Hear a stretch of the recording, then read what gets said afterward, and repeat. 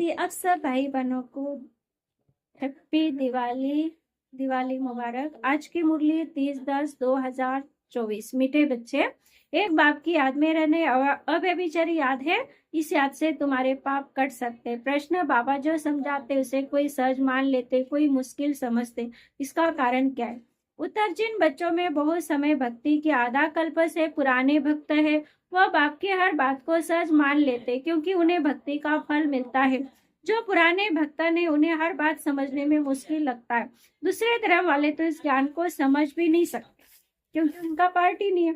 धारणा की पॉइंट पहला, इस अनादि अविनाशी बने बनाए ड्रामा में हर एक पार्ट को देही अभिमानीपन साक्षी होकर देखना है। अपने स्वीट होम स्वीट राजधानी को याद करना है, इस पुरानी दुनिया को बुद्धि से भूल जाना है।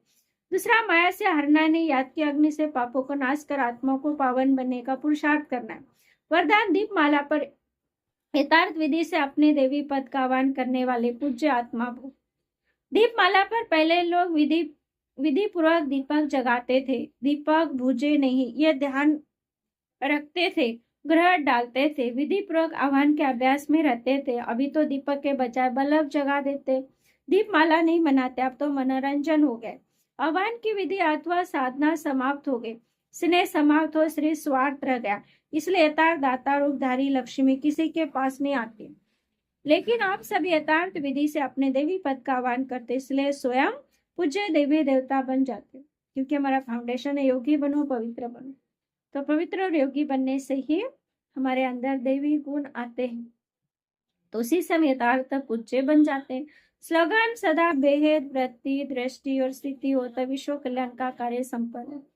हम सब आत्मा भाई भाई है, इसी स्मृति से हमें देखना है, चलना है, कर्म करना है, तब विश्व का कार्य संपन्न होगा। विश्व पावन बनकर पावन दुनिया आएगी। इसी के यादगार में हम दीपावली मनाते हैं। अधर्म का विनाश, सत्य धर्म की स्थापना। ओम शांति।